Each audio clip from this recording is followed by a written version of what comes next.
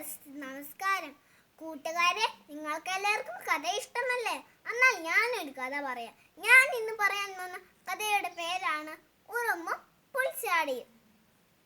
നല്ല വേനൽക്കാലം. ഉറുമ്പ് അരിമണികൾ ശേഖരിച്ച് മാളത്തിൽ നിറച്ചു. പുൽച്ചാടിയാകട്ടെ പുൽമേട്ടിൽ തുള്ളിച്ചാടി നടന്നു.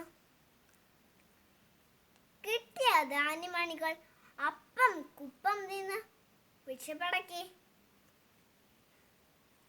ഇത് കണ്ട് ഉറുമ്പ് ചോദിച്ചു, ഹേയ് ചങ്ങാതി, ഇങ്ങനെ ദൂർത്തടിക്കുന്നത് നല്ലതാണോ? കുറച്ച് ധാന്യമണികൾ മഴക്കാലത്തേക്ക് വേണ്ടി കരുതി വെച്ചോടെ. നീ നിന്റെ പാട്ടിന് ഓർമ്മ, എനിക്കതൊന്നും പേടിയില്ല. വാക്കേറിയ ദൈവം ഇതേം തരും. കാലം മാറി, നല്ല തണുപ്പ്, പുറത്തിറങ്ങാനേ വയ്യ.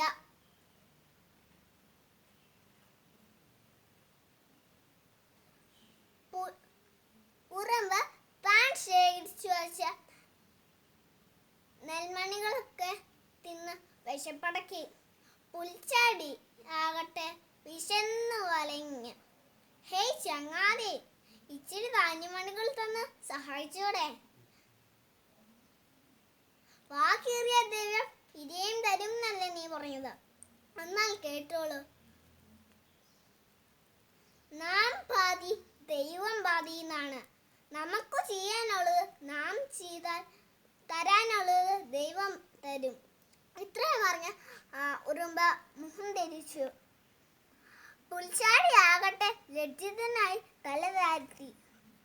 ഈ കഥയുടെ ഗുണപാഠം: സമ്പത്ത് കാലത്ത് തൈ 10 വച്ചാൽ ആപത്ത് കാലത്ത് കാ 10 തിന്നാം. Thank you.